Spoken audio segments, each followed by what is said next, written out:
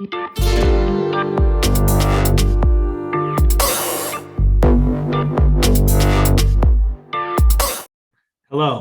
I'm Sean Mitchell of Sean A. Mitchell Ministries, and welcome to the Words of Life. Yesterday, we were talking about benefits of the knowledge of God, and we were coming from 2 Peter chapter 1, verses 2 through 4. Today, we're going to continue talking about some of these benefits. And one of the things that we learned yesterday is that the way to access these particular benefits was through the knowledge of God. Actually, it said in verse 4 that he has given to us exceedingly great and precious promises. So we want to talk more in detail about these exceedingly great and precious promises that have actually been given to us. And we're going to look into Psalms 103, verses 1 through 5 in the New King James Version to be able to see what some of these particular benefits actually are. And it reads as following.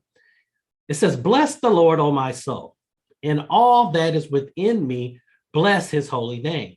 Bless the Lord, O my soul, and forget not all his benefits, who forgives all your iniquities, who heals all your diseases, who redeems your life from destruction, who crowns you with loving kindness and tender mercies, who satisfies your mouth with good things, so that your youth is renewed like the eagles." So there's a lot of different things that's there, but for time's sake, we're actually going to talk about 4 of those actually today. Well, really 2. We'll talk about two of these particular benefits. And remember, it is through the knowledge of God that we access these particular benefits. And so remember, knowledge means to recognize, to become acquainted with, and to acknowledge. So you have to acknowledge God, you have to recognize God and be acquainted or be in relationship with God to be able to access these particular exceedingly great promises, which we are saying here are the benefits. Okay, so David is the writer of this psalm, and he's the one that tells us to forget not all his benefits. He didn't say some, he says don't forget any of them. Don't forget any of the benefits. And then he begins to start going into listing some of these benefits that are made available to us. And so the words benefits, let's look at that for a second. The word benefits actually means this. A benefit is a service or a requital, a compensation. That's what a service is. It's a compensation. That's what a benefit is, rather. It's a service, a requital, or a compensation. This word requite means to appropriate or to return a favor or a service of a wrongdoing. Now, in order to get this and to understand this particular benefit, unlike you working a job and you pay for the benefit, this benefit actually has already been paid for by Jesus Christ. Jesus Christ actually is the payment that is made for the benefit. No different than if you are working a job and you're getting insurance benefits, you have to pay a premium. You have to pay something for it.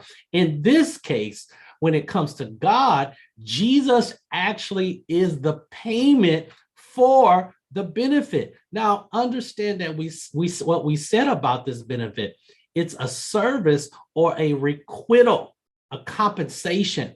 A requite, remember, is to make return or make favor upon a wrongdoing. So your wrongdoings are actually now taken care of or paid actually by Jesus, and that's what makes this a benefit. So you have to understand this, and this is why we need the knowledge of God so that we can really comprehend what has been done to us. And this is why the psalmist David says, "Bless the Lord, O my soul. Bless the Lord, all that is within me. Bless his holy name." This is why he says this, because he's basically getting this benefit, but he doesn't have to pay anything for it. All of the things that he did in his life. Now, remember, we're talking about David, a man who committed adultery.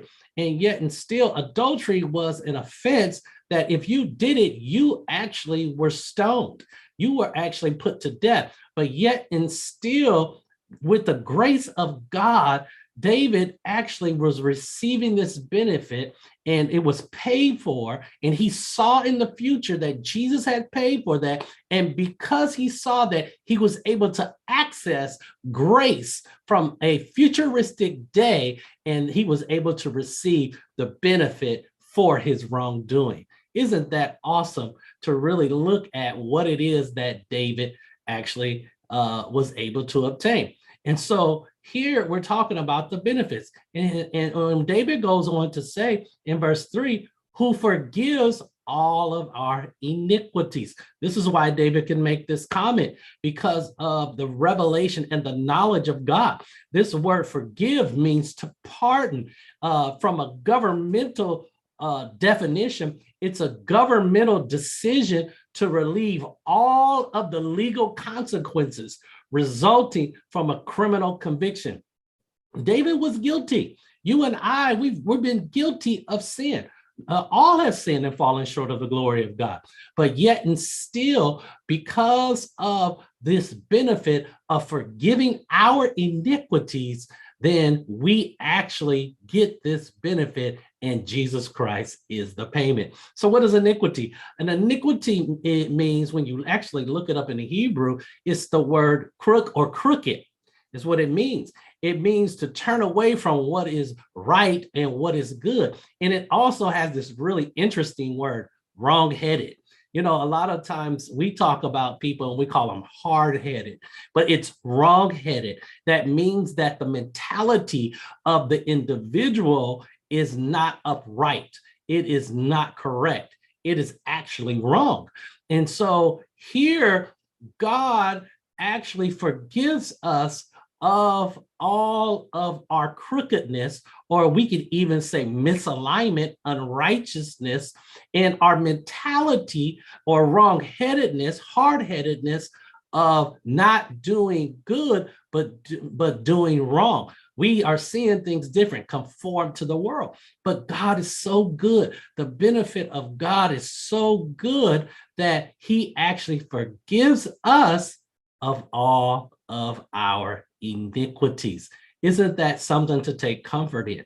It's really something to look at, and you have to receive these benefits and give God praise for it. This is a truly awesome thing. Then let's deal with the last benefit for today, and we'll talk more about this throughout the week of these benefits, because there's just so many that we are not supposed to forget any of them. That's what David says, forget not all his benefits. And so the next one we talk about is he heals all of your diseases. Notice that word all, not some, all your diseases. All diseases are healed. And so even with COVID-19 going out there, and some of you may say, well, I know someone who died from it. Look, God has done his part.